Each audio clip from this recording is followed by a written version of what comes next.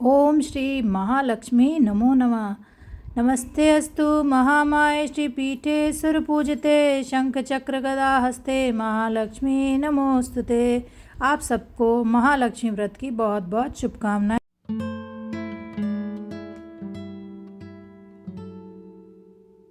पूजा की तैयारी पूरी हो चुकी है। मैं अब आ गई हूँ मंदिर में अपने और पूजा करने वाली हूँ। शाम के 6 बज गए हैं। वैसे ये पूजा महालक्ष्मी जी की पूजा शाम को ही होती है। मुझे बहुत अखड़ जाता है क्योंकि मुझे भूखा नहीं रह जाता, पर आज मैंने फलाहार कर लिया है, इसलिए मैं शांति से पूजा कर पा रही हूँ। क्योंकि भूखे भजन न होए गोपाला मुझ पे तो बहुत सूट होता है। मैंने सेंधे नमक का फलाहार कर लिया है और ये है हमारी महालक्ष्मी जी हाथी पर सवार। ये है पीतल की, तो इनकी आज पूजा होती है महालक्ष्मी जी की। तो शुरू करते हैं पूजा। आज मेरा फलाहार हो चुका था, इस वजह से मेरी बड़ी अच्छे से मैंने भगवान जी के भोग बनाया और बड़े शांति से पूरी तैयारी करी। और ये देखिए मैंने आलता भी लगा लिया है।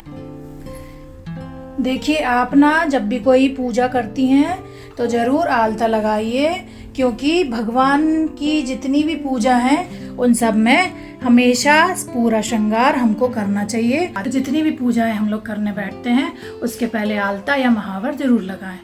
तो शुरू करते हैं हम लोग पूजा। बिल्कुल सही संध्या काल हो देखिए, और यही टाइम है, पर ये तब हो पाता है मेरे साथ कि नहीं, इसलिए मज़ा आएगा पूजा करने में। देखिए ये पीतल के हैं और इसमें लक्ष्मी जी बैठी हैं, यहाँ दिए बने हुए हैं। वैसे तो आज की पूजा में हाथी जो रहता है वो मिट्टी का उपयोग करते हैं, पर हम लोगों ने ये पीतल के लिए हैं तो इन्हीं की पूजा करने लगे हैं। क्योंकि कई बार ऐसा होता है हम लोगों को लेने जाना पड़ता है और जल्दी में रहते हैं तो दिक्कत होती है। हर साल इन्हीं की पूजा कर लेते हैं, वैसे मिट्टी का ही करना चाहिए। तो महालक्ष्मी जी की पूजा मैं शुरू कर रही हूँ।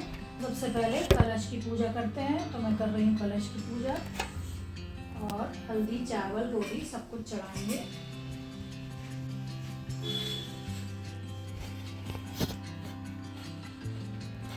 महालक्ष्मी जी की जो ये पूजा है ये श्राद्ध पक्ष में अष्टमी के दिन पड़ती है महालक्ष्मी की पूजा। तो आज के दिन अष्टमी जो पड़ती है श्राद्ध पक्ष में, उस दिन होती है महालक्ष्मी जी की पूजा।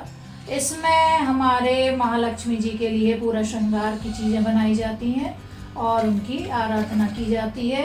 तो श्राद्ध पक्ष की अष्टमी पर ये पूजा होती है हमारे मध्य प्रदेश में, खास तौर से हमारे बुंदेलखंड में। आपके यहाँ ये पूजा होती है या नहीं, कमेंट बॉक्स में ज़रूर बताएं। आपको मेरे ब्लॉग कैसे लगते हैं ये भी ज़रूर बताएं, क्योंकि मैं चाहती हूँ कि पूरे भारतवर्ष के लोग बड़े खुशी से मेरे ब्लॉग देखें। मुझे तब बहुत खुशी होगी जिस दिन पूरा भारत मेरा ब्लॉग देखेगा।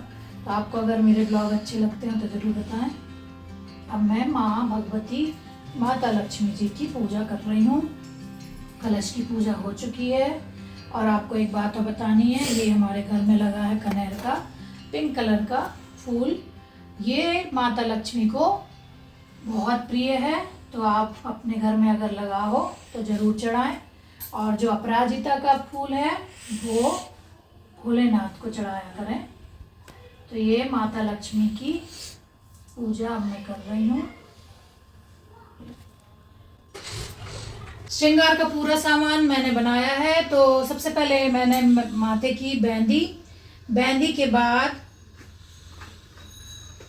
ये है माँ के कान के, तो ये भी माँ को यहाँ चढ़ा रही हूँ।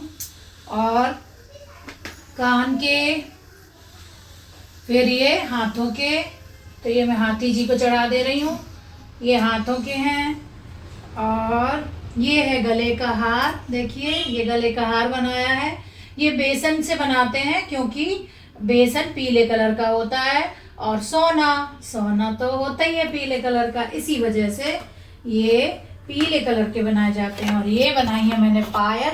थोड़ी मिस्टेक है, थोड़ी एक पायल बड़ी है एक छोटी है, देवी जी माफ़ कर देंगी, कोई बात नहीं।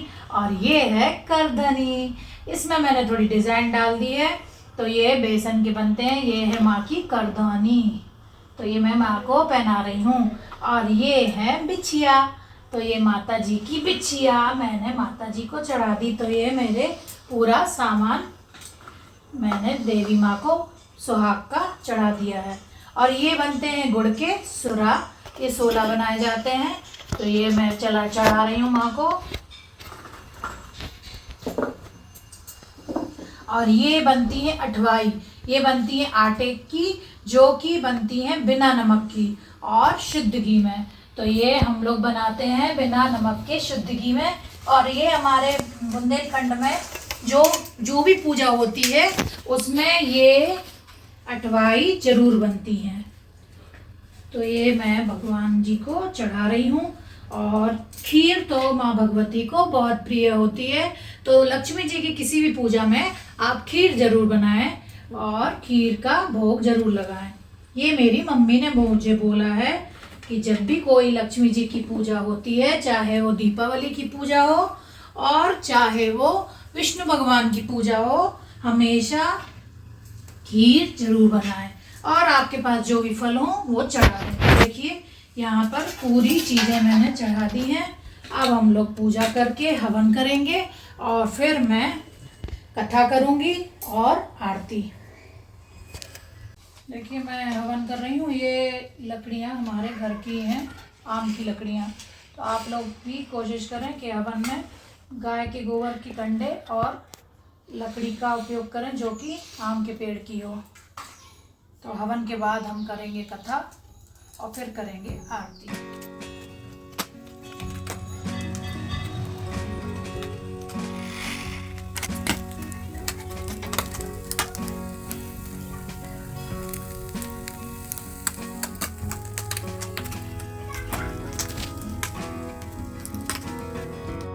ये चातुर्मास व्रत कथा की किताब है।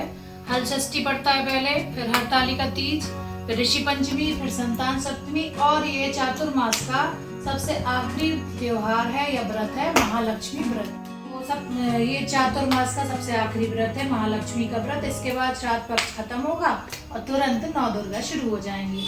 तो ये आखिरी व्रत है। तो हम कथा शुरू करते हैं।